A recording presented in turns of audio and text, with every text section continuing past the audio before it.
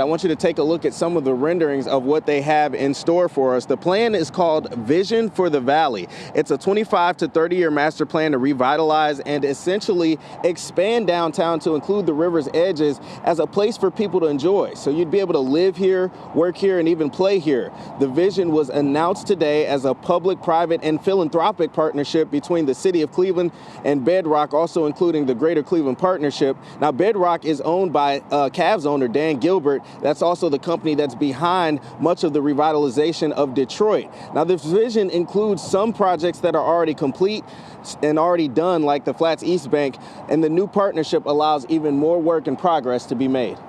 So there are things that are part of that vision that have not yet been accomplished. This announcement today with Bedrock and the Greater Cleveland Partnership will help bring that entire vision, the vision of the Valley, to fruition. Will make it a reality. Now, I think this entire plan for the future may be one of the most ambitious long-term plans the city has been part of since Mayor Jackson took office. Now, when it's all said and done, we could be talking about billions of dollars, that's a B, billions, being spent to revitalize the riverfront from the lake all the way down to the steel yards. Now, again, this is just a newly announced partnership at this point and a vision, so a lot of things could change along the way, but this would be a great area for future generations to enjoy, assuming a lot of it does actually take place in the near future. Well, we've mentioned it. A plan this big takes a long time to come to fruition. They're talking about 30 years of sorts of this master plan. So here's the question. That's a lot of time for something to happen. How do they make sure all of this doesn't get derailed?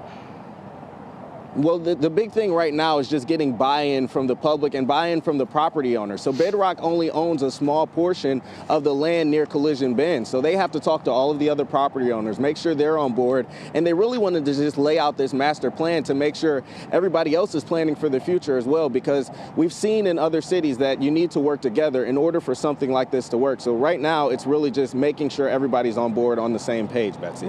Brandon, there's been talk of this happening for a very long time in some form. Why was it that this announcement was made today? What's the timing there? Yeah, Jay, a lot of this is centered around the infrastructure bill that's happening federally. So right now, they're hoping to get some of the money that comes from that, some of those billions of dollars, and help move this project along. Because obviously along the riverfront, you're going to need to build infrastructure before you put in buildings, retail, anything like that. So other cities are already putting their plans together so that when that money does hopefully become available, if that bill does indeed get through Congress, they're going to have their plan ready to go and be able to take that money and get started as soon as possible. Awesome stuff. This is just great news. Camera bump and all. So Brandon, great job out there. We appreciate seeing it. We'll check in with you again tonight at 6. No, we're good. I promise. We're good. Brandon wasn't the one moving. Well, you know, I'm thinking there, Mayor Frank Jackson announcing this big plan, and it's going to be up to the next mayor to take it further. And now on your feet at 5, the field is set. Justin Bibb and Kevin Kelley are headed to the November election, where one of them will become Cleveland's first new mayor in 16 years. Mark Namath caught up with both candidates today and explains what their differences could mean for the city and the region. It is game on. We're ready to go tomorrow. We shocked the political world. 34-year-old nonprofit executive Justin Bibb rolled past 6 candidates, besting the second-place finisher, 53-year-old City Council President Kevin Kelley, by 3,000 votes. The race, now a battle between government experience and a political newcomer's vision for the city, themes already on display today. I know what works at City Hall, I know what doesn't, and I know how to move us forward. There's no time for any on-the-job training for this position. The mayor needs to be the mayor on day one. One mayor does not achieve success in isolation, and if elected, I intend to have a smart, thoughtful, competent cabinet surrounding me to lead our city forward. As Bibb and Kelley made victory speeches Tuesday night, 6 people were injured in a drive-by shooting just east of downtown, a reminder of one of the most troubling issues awaiting the next mayor. We have to treat this issue with the urgency that it deserves. We have to stop talking about community policing and make it real, because the police alone cannot solve this problem. I want to redeploy our officers on the beat, doing the hard work of community policing. I want to make sure we're paying our officers more, and making sure they have the right equipment they need to do their job day in and day out, and creating a good culture of policing all across our city. Kelley and Bibb each argue their contacts best position them for rebuilding the downtown economy, which pays for city services and more. All the people that, contribute to the vitality of the city of Cleveland are a phone call away. And I do think that's an advantage because I'm not going to be starting a new relationship. I have great relationships with many CEOs in the city, great relationships with our foundation leaders as well, but also great relationships on the ground. We are doing the hard work of building a new political coalition in the city, and that's shown in the numbers that we saw yesterday. Those numbers indeed show that Bibb did better on both sides of the city's east-west divide. He won 27% of the votes citywide compared to Kelley's 19%. Though Kelley showed strong support on the far west side, he'll need more support on the east side to win. That's something he will be working on with the help of some of East Side council members who back him. In the coming weeks, we will be examining the voting dynamics in the city and taking a deeper look at both candidates. Betsy? So they have just over a month and a half to get it all together in that lead up to the election. It's a sprint right now. They started literally the moment they were sure they won last night. So buckle up, everybody. Lots more to come on this. Thanks so much, Mark. We know you're going to stay on top of everything. Jay? Well, Betsy, our daily COVID numbers are out. The state reporting 7,747 new cases. That's up more than 400 from the number we saw yesterday. And it's more than 900 new cases from last Wednesday's number. It also pushes our 21-day rolling average now over 6,000 daily COVID cases. And hospitalizations remain high with 292 new patients hospitalized. That's almost 100 more than the 21-day average. In all, 3,549 patients in the hospital across the state. Jay? Well, to the Browns we go now, and when Odell Beckham Jr. was unable to go Sunday against the Chiefs, I think it caught everyone off guard. But that will not be the case Sunday when the Browns play their home opener against the Houston Texans. That is because OBJ has already been ruled out. The voice of the Browns, Jim Donovan, joins us live now on What's New. Jimmy, what's behind the decision to announce OBJ inactive so early? I think it was a distraction last week, as they got set to go to Kansas City. Was he going to play? And as the week went on, everyone thought, yeah, he's going to play. Sunday morning, it was decided he couldn't play. He said, I could play a little, but not a lot. So they're going to get rid of that this week because they need to win Sunday. They need a good week. They need guys who are going to play in the game on Sunday. They need them to get full practice time this week. And that means that very, very early in the practice week, really the first day of preparation for the Texans, Kevin Stefanski comes out and says Odell Beckham Jr. is already out for the game Sunday, that there's been no setback, but they're going to be cautious and conservative with him. And when he's ready to play, he'll play. I think with Odell, we're just going to make sure that we continue to be smart about it, listen to him. He knows his body better than anybody. And then we'll make a decision that's right for him and the team. And then we'll kind of make that decision next week. I think that, there's been a lot of drama since he has arrived. You take that on when he does arrive. And I think that the Browns realize we won a lot without him last year, okay? But this in-between business of we're going through the week, is he going to play? Yeah. I think they're tired of answering the questions. And, Jay, they have to win the game on Sunday to get into the fold. More concern, everybody, is that the Browns' top 3 offensive tackles did not practice today. That is big. All nursing injuries. That's much bigger than the OBJ story. Do we have any indication on where they'll be on Sunday? Not yet. Conklin, I think, will play. Hubbard has a tricep injury. I don't know how serious that is. Yeah. He went in last week when Wills went out. Wills is still listed as day-to-day with an ankle injury. Michael Dunn came back to practice, Jay. He was a guard last year. He does have some tackle play in his career. But, that is very, very important. It is. And I would ask you what OBJ has to say about Stefanski's decision to announce him inactive so earlier in the week. But OBJ doesn't talk. We haven't heard from him. No, he has not talked at all. The only time he talked, Jay, remember he had that summer football camp just before the Browns went to camp, and he talked at that, but he hasn't talked during camp. Didn't talk the week when the New York Giants were in. The New York press all came here expecting that he would just give them a great interview, and he didn't say a word to them other than wave to them. So he hasn't said a word yet, and I think that is his decision, and I think that the Browns are okay with that. But the fact of the matter is, this is concentration week for the Browns. They do not want to deal with a situation all week long. Is he playing? Do we give him practice time? Do we take practice time away from other guys on the team by putting him into practice? If he's not going to play, then that doesn't work. Yeah. This is a big one. This is one they're supposed to win. Yes. We'll see what happens. Jimmy, thanks. We'll see you with more at 6. You got it, Jay. Still to come on What's New. Happy Hispanic Heritage Month, everyone.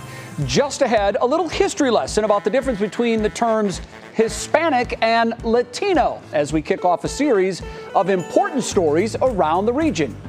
Then excitement brews for West Side Story fans. The trailer for Steven Spielberg's remake is released. We'll have more ahead in your pop break.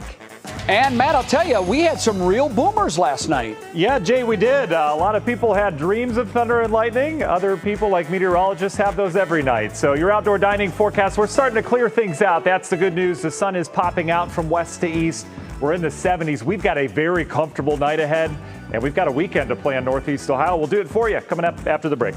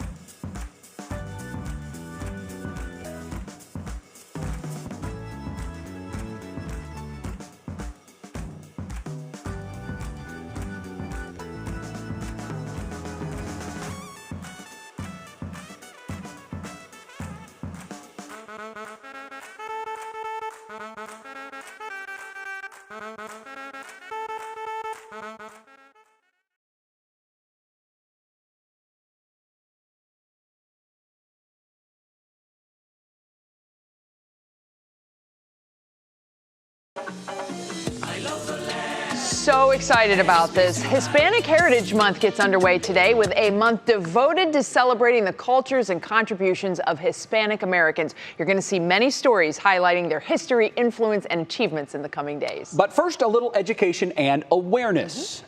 Do you understand the difference between the terms Hispanic and Latino or Latina? Jorge Ramos Pantoja has this explainer.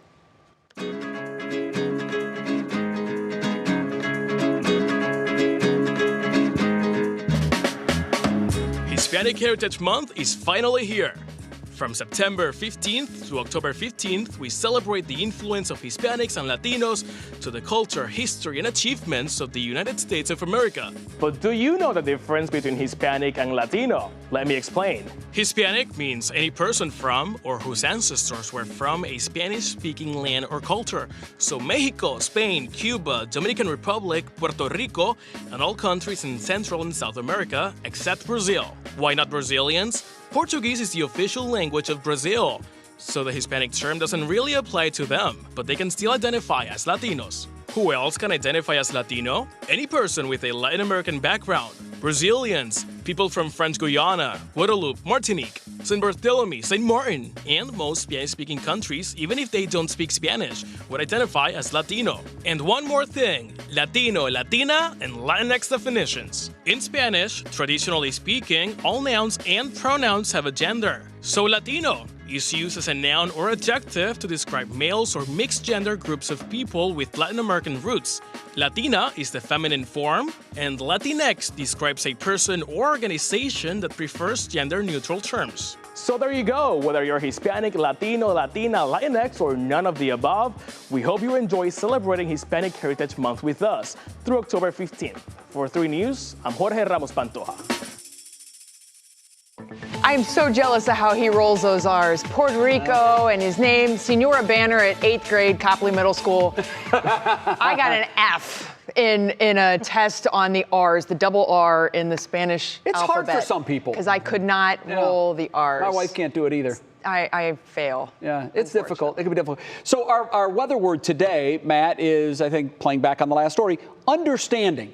I, for one, am very happy that Jorge gave us that explainer, because I think many of us took for granted that they were interchangeable. Right. Now we know the differences. Absolutely. Leon Bibb can read me Christmas stories. Jorge can too. I would listen to him speak all day. I know. I love his voice. Beautiful. Beautiful voice. For sure. And we'll get rolling over into the weather center. Show off. Yeah, that's right, Betsy. We'll teach you.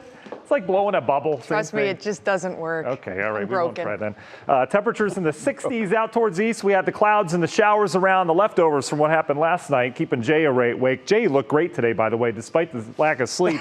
70s out towards the west. That's where we recovered and had a little bit of sunshine. Thing you're all noticing, the humidity, which is kind of thick this morning, starting to come down. We've got dew points dropping into the 50s, still hanging on to 60s down to the south. But as we go hour by hour with that dew point, yeah, it comes down a little bit overnight tonight. I think you'll wake up tomorrow morning, you'll say it's pretty comfortable outside. Temperatures are going to help as well. So here's the last 24 hours of radar loops. These are the storms that you were more than likely dealing with. Here was that line moving in, had some severe weather out near Sandusky. You can see the heavy rain hugged the lakeshore. Another big cell developed Cuyahoga, Portage County. Look at the rain that it left. Some heavier amounts did have some flooding Cuyahoga County, and especially back towards the Toledo area. They got hit pretty hard from that, but it's all long gone now. We're dealing with leftover clouds. Those are going to be slow to clear out. If you have an understanding of how the atmosphere works, it's going to take a little bit of time to clear this out because the jet stream energy is carrying those high clouds over us. But look at the sunshine breaking out. Fort Wayne, Angola, Indiana, where the little outlets are along the turnpike there, they're clearing up. You know what I'm talking about? Angola. Right. I'm impressed. Right. I hope that's the weather word tomorrow. Maybe we'll fit it in again and get a sponsorship. But you can see the cooler air we have across the Great Lakes. It'll be fleeting, though. We're back to a warm pattern again. The jet stream, you have these undulations in the jet stream, nice warmth building in the plains. That will set us up for a pretty quick rebound. We'll be back into the 80s as we get on into your weekend. National Design hour by our forecast. Clear skies, high pressure moving in. What's that mean? Cooler conditions tonight. We're going to settle down. Look at this, approaching upper 40s in Worcester, but 50s elsewhere. It'll be a nice, cool, windows open kind of night. Tomorrow we start sunny, comfortable, beautiful day expected. Mid and upper 70s for highs. How about that? Gorgeous tomorrow, and then another cool start on Friday. In terms of the muggy meter, though, I mentioned that rebound. It comes back this weekend. We're going to return to kind of that feeling that we've had over the last couple days next week. Union Home Mortgage 7-day forecast, 79 tomorrow, up into the 80s on Friday with more sunshine. Little frontal boundary will sneak in here Saturday with a slight chance of some rain. That'll clear us out and heat us up next week. And then we turn stormy. Big pattern change after that. We'll have more on that in the next update. Betsy? All right, thanks so much, Matt. Well, guess what, everybody? There is another teaser trailer released. Ahead in your pop break, a look at Colin Kaepernick and Ava DuVernay's upcoming Netflix limited series. And pillows galore. why so many of us can relate to exactly what this guy is doing. Matt's laughing. I see Matt laughing. I know he has exactly what the idea what's going on. It's a head and worth the watch.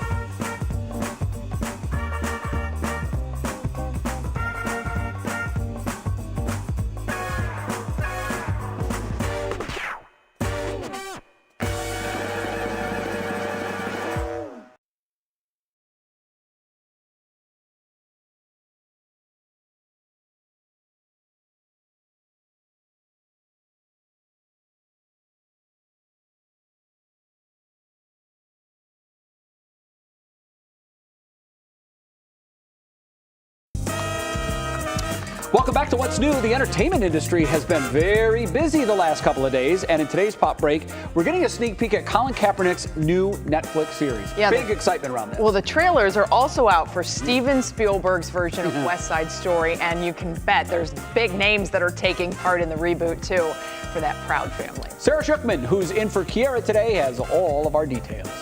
We now have a first look at Colin Kaepernick and Ava DuVernay's new series for Netflix. The trailer for Colin in Black and White was released this week and tells the story of the football star as he tackles race, class, and culture while growing up as the black adopted kid of a white family in Central California.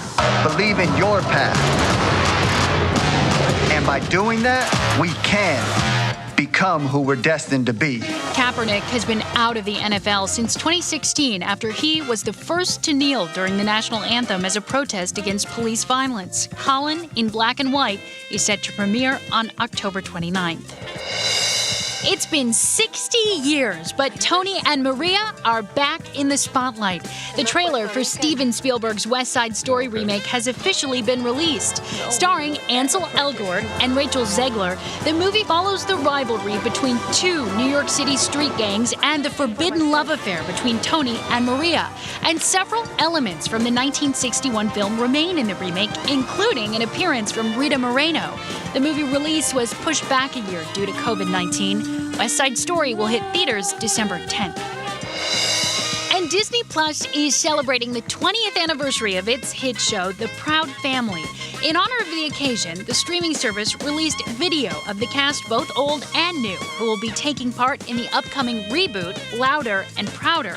And let me tell you, the list of A-list stars did not disappoint. Lizzo, Lil Nas X, Gabby Douglas, Al Roker, and so many more have been tapped to join members of the original cast, led by Kyla Pratt, who plays Penny. Louder and Prouder will premiere on Disney Plus sometime in 2022.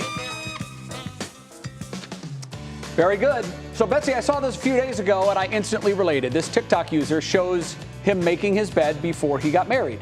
He threw one pillow on the bed, he was done. Now, he's going to show us what it's like to make his bed now that he's married. And I can guarantee you there are many men in our audience watching this right now that can totally relate. Because that was my life, too. I used to have one pillow on my bed. One. And that was used to sleep. Now, I think I have 17 or 18 pillows on my bed. And that's what it takes to make it. And he's exhausted.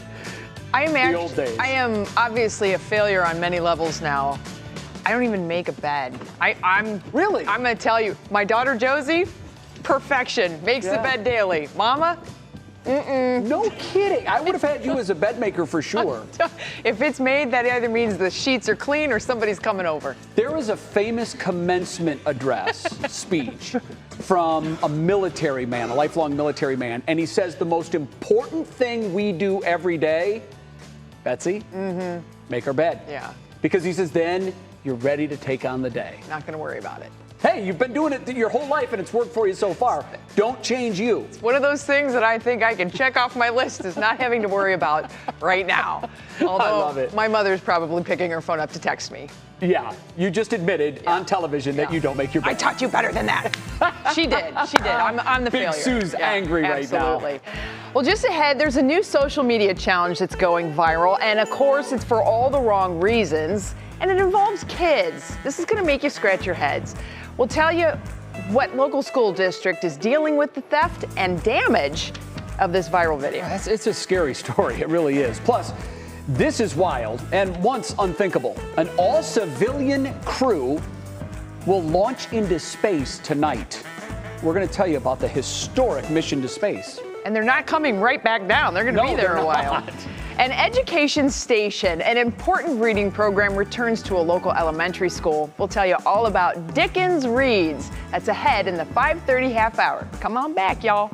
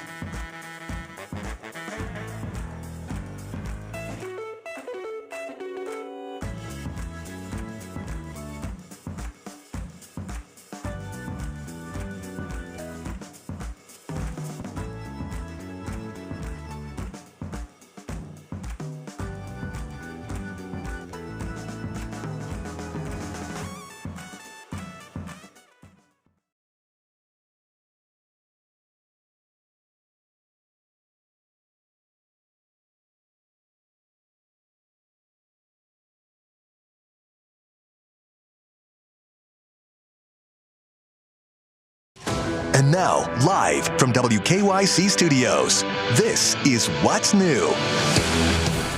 Here's what's new at 5:30 with 3 things you need to know. First, 4 of the most high-profile gymnasts in the world testified at a Senate Judiciary hearing today. They spoke about the abuse they endured from convicted USA Gymnastics doctor Larry Nassar and how the FBI and others handled their cases. Simone Biles, Michaela Maroney, Allie Reisman, and Maggie Nichols gave emotional testimonies today. Maroney claims she told the FBI about the abuse and they chose to falsify it and silence her. Today's hearing follows a scathing report from the Justice Department Inspector General, who found that FBI agents never opened an official investigation and allowed Nassar's assaults to continue. Disturbing. We're down to 2 now. Justin Bibb and Kevin Kelley will face off against one another in the general election for mayor this coming November. The winner will be Cleveland's first new mayor in some time. Justin Bibb got the most votes overall in yesterday's primary, winning 27% of the vote. Cleveland City Council President Kevin Kelley was next with 19%. As I mentioned, Frank Jackson's been the mayor of Cleveland since 2006. So when the new mayor is sworn in, it will be the first time in 16 years that anyone other than Frank Jackson has been Cleveland's mayor. So many changes to come with that. And there are some changes that may be coming to the riverfront. Big plans to revitalize the Cuyahoga County River waterfront. The plan is called Vision for the Valley. It's a 25 to 30-year master plan to revitalize and expand downtown Cleveland. It would add housing, retail, office space, and better access to the riverfront. The vision was announced as a public-private philanthropic partnership between the city and Bedrock. Nothing is set in stone yet. They still need buy-in from all businesses around that area that own property. That is some exciting news. I think there's a lot of people that are looking forward to that. Keep in mind, though, that's not one of those things that happens overnight. This is long term. Yeah, it will take a while, but I think everybody agrees, you know, your waterfront for so many cities is one of the best resources you have. So many don't have it, and we have an abundance of it. And those that don't have it would love to have it. Yeah. And here in Cleveland, we have so much of it between the riverfront and the lakefront, and I think it's been one of Cleveland's deficiencies, if you will, for many years, that we haven't done more with that space. Fingers crossed this thing will get done, whether it takes 20 years, 30 years, whatever. Cleveland will be better off in the long run for it. So we touched on a little nerve here with the bed making thing. Yeah. Betsy doesn't do it. I've made my bed, I think, every day since I was born. No judging. But I think, I don't know, is it, Monique, is it a poll that's up on the What's New Facebook page? What's New Facebook group. Go to the What's New Facebook group on Facebook. What's New. It's private. We'll let you in. And then you can tell us whether you make your bed or not. And Betsy was right. She said that Big Sue, Mama Kling, was going to... picking her phone up to send me a text. Sure enough. And what'd she say? You used big capital letters to make your bed. Yeah. Sorry, Mom. It's okay. Hey, you're a busy woman. You're a career woman. You're a terrific mother. You've got a lot of things on your plate. Like you said, that's one less thing that you have to put on your to-do list every day. It's made every now and then, but it's not a big priority at least. Okay, so go to our Facebook page and tell us what you think. We kick off this half hour of What's New with our top talker. There's another challenge going viral on social media among kids, and it's not good. Pay attention, parents. In the past, kids have been hurt with these viral trends. You may remember the Tide Pod Challenge, perhaps the Benadryl Challenge, as well as others. Well, this challenge is called the Devious Licks trend on TikTok. Students are taping themselves or friends damaging and or stealing different items from their schools. This is happening at Rocky River schools specifically, inside bathrooms. You're looking at video of other schools having the same problem. The Rocky River Police Department first posted on its Facebook page asking for parents to be aware of this trend and to talk to their kids about it. The school district released a statement today saying, in part, those who have engaged in this challenge have been appropriately disciplined. Today, we spoke with Rocky River Police, who say they just want this to end, and now. Our message is pretty simple. Parents, one, know that this is happening, and two, sit down and talk with your kids about it, because we hope to curb this problem pretty quickly so that there's less damage to school property. I like what he said before, that, you know, middle schoolers don't exactly keep good secrets. And that's one of the things, you know. Especially if they're videotaping it. My daughter's in middle school, and we plan on having a nice little chat later. The fear of God shall be placed upon her yet again. I wonder if she's even aware of this. Oh, I'm sure. I'm sure some kids. Yeah, they do. There are so many things that she knows that I had no concept that she knew. She said, "Oh, Mom, I know that." And, you know, I didn't talk to you about that. She's like, "I have ears." Yeah, there's so many sources of information for young kids. Oh, yeah. And as parents, you know, we want to make sure that we're the reliable source of information. That's the thing. I can't have every discussion with her. No. I need to empower her to seek more information. Yeah. And for goodness sakes, to have the backbone to stand up and say, no, this is wrong or this is right. Yes. And that's, I think, my biggest job as a mother. It is. And I think it's a huge job as parents, just to guide your kids. I'm not going to be able to, you know, hold their hands every day. No, and the school is relatively powerless against this too. You can't put cameras in the bathroom, and the kids know that. Right. It really, we say this all the time, it really does start in the home. Yep. Have these discussions, get in front of potential problems. Hopefully you don't have to deal with it. And maybe TikTok has something to do with it. Ugh, here's another one. Another TikTok challenge that's raising some eyebrows. This one, not quite so egregious. People are eating Rice Krispie treats before working out. What? I know.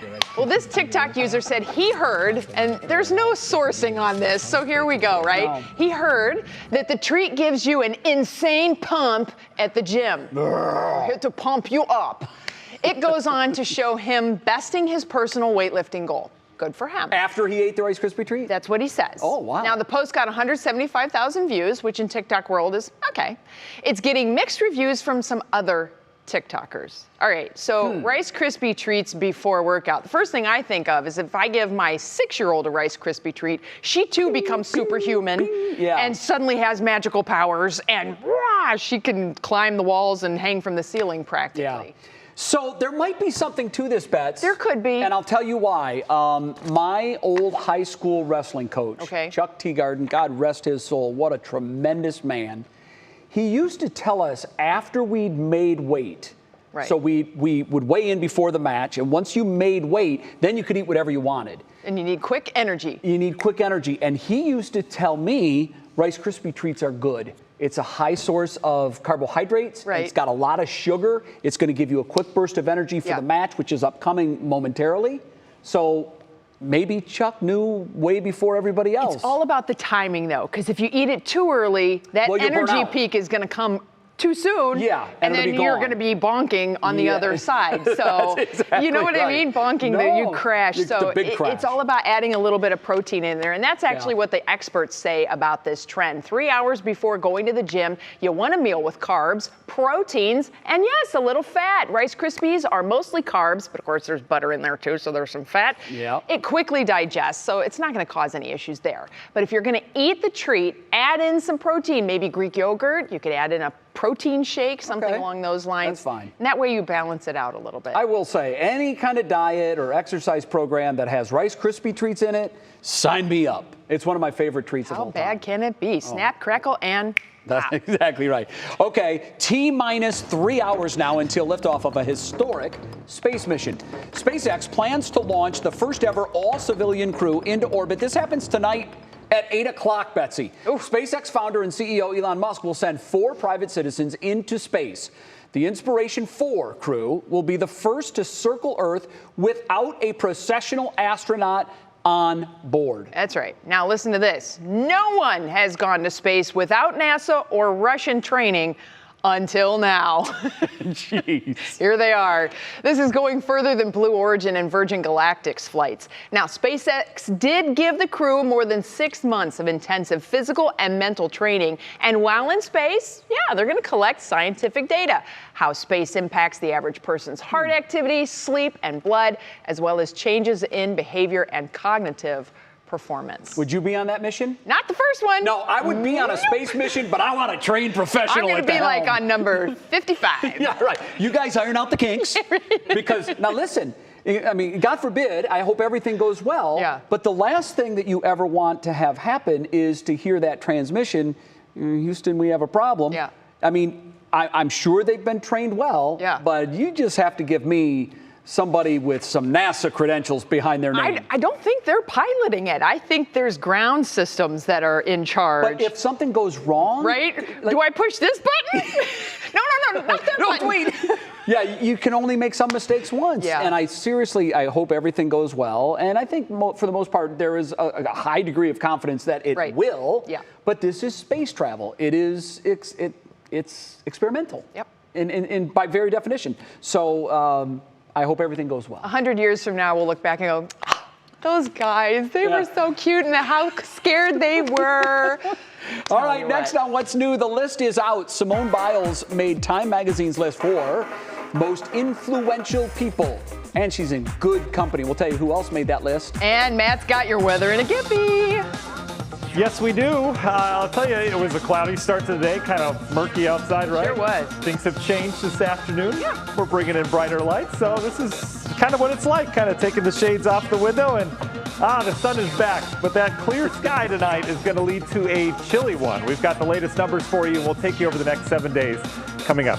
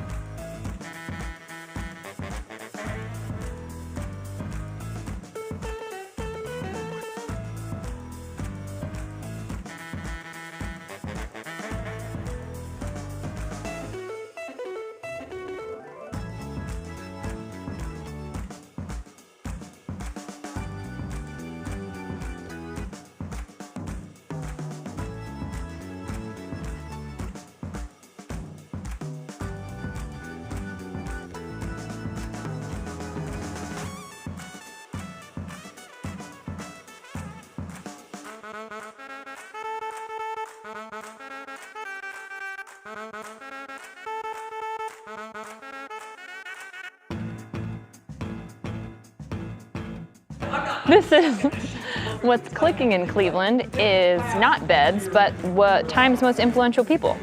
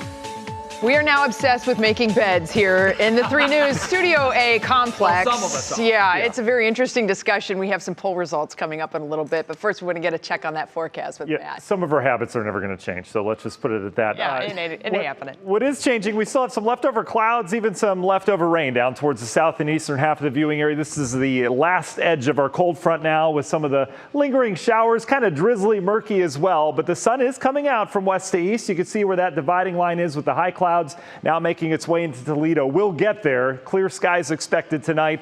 Nice calm wind. It's going to be a chilly one. And this is also squashing all the tropical moisture from the remnants of Nicholas, which is now making its way through the Gulf Coast region of Alabama and Georgia. It's going to keep it down to the south and really bring in some dry, more comfortable air tonight. It's going to be with us tomorrow as well. I think a beautiful Thursday around here. So tonight, a cool, crisp night. We're back into the 50s for many of us. Maybe a couple upper 40s if we can clear out quick enough down in areas of Wayne County County. Traditional cooler areas down near Mansfield as well. This will set the stage for a picture-perfect golf day tomorrow. I only putt, so it's still going to be nice for that. Up in the mid and upper 70s. Lots of sunshine tomorrow afternoon. Beautiful. Where do we go from there? Let's take a big picture look with your National Design Mart look ahead. You can see this front that we just had. Going to keep that moisture down to the south. All that moisture will settle south of us over the next couple days. Friday, though, the front kind of weakens, so it's kind of left on its own. So it'll start to meander its way northward. We're going to keep Friday dry. You can see there is a spotty shower chance, but on Saturday, a frontal boundary will be approaching from the north. As that puts the squeeze play on, we'll likely squeeze out a couple showers, especially later in the day on Saturday. Not a washout, nothing big. There's not a lot of lift with this, but still have to keep some rain in the forecast. Everything gets squashed back down to the south again to start next week. That's when we'll start to warm up. So in terms of rainfall, we had some pretty decent amounts across northeast Ohio the last 24 hours. We'll be in a nice dry spot all the way through Monday as it looks right now. In terms of temperatures, right, we're keeping the warmth in here. We have some brief cooling. Look at the ridge, how it builds back up. Look at Canada as well. We're starting to dislodge some pretty chilly air up in the northern provinces up there. That's going to stay there. That's the good news. Big ridge builds in here. But next week, we start to play with this a little bit. We're going to get some cooler days in here. Some of the later models showing some of that as well. Jason Michael, our newest meteorologist, will have details on some of the chilly stats around northeast Ohio coming up at 6. Union Hill Mortgage 7-day forecast. We're dancing with the 80s next couple days. Straight showers on Saturday. Otherwise, a warm up next week, Jay. We're back up well into the 80s with some storm chances by the middle half of next week. All right. Very good. Thank you, Matt. Right now, it's time to see what's clicking in Cleveland, and here's our digital anchor, Stephanie Aney. Hi, Steph. Hi, Jay. You know, the U.S. women's national soccer team is here in Cleveland right now. They are ready to play the first match since winning bronze at the delayed 2020 Tokyo Olympics, and they are ready to move forward. Today, players Alex Morgan and Katerina Macario and head coach Vlatko Andonovski all agreed they were not happy with their performance in Tokyo. They need to learn from it, and it's time to focus on getting to the 2023 World Cup, which starts with them tomorrow at First Energy Stadium with a friendly match against Paraguay. See what else they had to say and how to get tickets to the game at WKYC.com. With today being World Afro Day, a global day of change, education, and celebration of Afro hair, culture, and identity, we need to let you know about a new hair exhibit at Kent State University. It's called the Textures Exhibit, and it documents the history of black hair in America and celebrates its beauty. There are over 80 pieces of art, including the famous FBI wanted poster of Angela Davis. It's open at the Kent State Museum from now through early August of 2022. And Time has released its 2021 list of the world's 100 most influential people. The 18th annual list is broken down into icons, pioneers, titans, artists, leaders, and innovators. It includes Prince Harry and Meghan Markle, Olympic gymnast Simone Biles, actor Kate Winslet, singer-songwriter Billie Eilish, Director General of the WTO Ngozi Okonjo-Iweala, and CEO of NVIDIA Jensen Huang. This is an incredible range. Yeah. The youngest person is 18, Sunisa Lee, the gymnast. The oldest is 78-year-old President Joe Biden. And of course, the amazing Miss Dolly Parton on that list too. She's made the list. She has. Good for her. I think she's probably been on the list before. I wouldn't doubt it. She's been influential her entire career. Well, Stephanie piped up very quickly on the Pillowgate thing happening and the sheet making and all that stuff. The bed making is what I'm trying to say. So we asked our Facebook followers in our 3 What's New group if they make their bed every day. And here's what people are saying. Yes, Betsy, I'm afraid you are in the minority. Most people are saying they do make it every day for their different reasons. I need to get into a made bed. I'm with you. Yeah. That's it for me. Yeah, start the day on a right note, end the day on a right note. I will say there are a number of votes of people saying haven't made my bed in years. Yeah. You're not in that group. I'm not. No, yeah. I actually make the bed when the sheets are clean. And if there's company coming over, but like my comment says, it's only when like royalty is visiting or something, because I can just close the darn door. You can. The guest room though, the guest bed, that's pristine, on point. Sure. Perfect pillows, everything. Yeah, that's on point. But yeah, we have to dust that off every now and then. There you go. So we're in the majority here. We are. All right. Ugh. All right. Well, still ahead for us here in 3 News. So excited about this program. We are back in the classroom helping kids in Cleveland learn to read. The details on our new program and how you can help.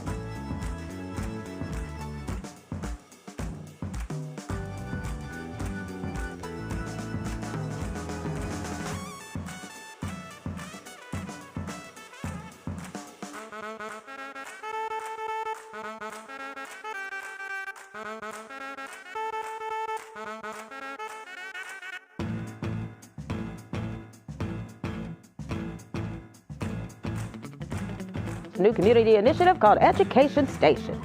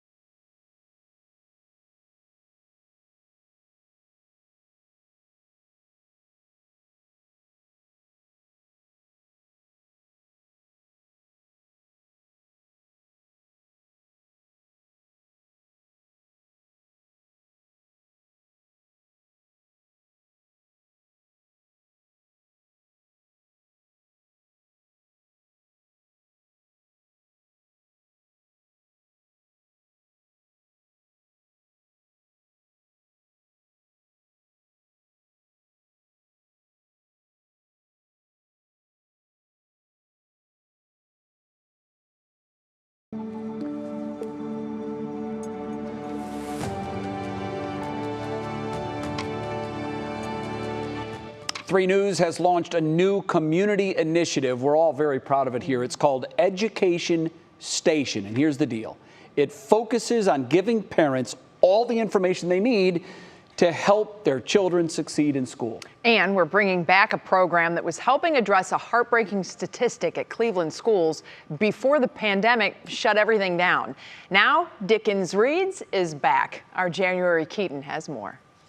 Back in early 2020, 3 News partnered with Charles Dickens Elementary School after finding out none of its third graders passed Ohio's reading test. Students in the 3rd grade are very nervous about taking the state assessment. So 3 News stepped in and helped create Dickens Reads, an afternoon program twice a week where community volunteers tutored the students and their parents in literacy. We intended to track the 3rd graders' progress throughout the school year. We wanted to create a program that would create a love of reading again. The first book was The Unstoppable Garrett Morgan. The second book was Feed Your Mind, the story of August Wilson. The third book was never read because the pandemic shut the program down. Fast forward to this year. The fall proficiency test is about a month away, so Dickens Reads is back. Charles Dickens Elementary also became one of the only 3 CMSD Say Yes schools this year. Say Yes is a program that's built to bring 2 things, help family support, family resources and support, and also college tuitions to Cleveland CMSD students. Anthony Hollins is a family support specialist at Dickens who helps with everything from college tuition for students to rent and utility money for parents. Research shows that if a student has what they need, they perform better in school. So we're here to just bridge that and make sure that families, students, have exactly what they need. Becoming a Say Yes school and bringing back Dickens Reads, a couple of first steps in the goal to boost test scores and student and family confidence. Now, 3 News is a proud sponsor of Dickens Reads, and Education Station will keep you updated on the students' progress as well as bring you stories from other schools. If you'd like to volunteer to read with the children at Charles Dickens Elementary, there's still time. Go to our website, WKYC.com, search Dickens Reads. By the way, the state testing window for fall's reading exam is October 18th to November 5th. So good luck to all you children taking that state test. I know they are nervous. Yes, I'm sure they are, but just be confident and you'll do fine. Absolutely. January, thanks. Well, it's almost time for Show Us Something Good. Many couples got married in Cascade Plaza today, but 2 weddings there were extra special. That's our Show Us Something Good, and it's next.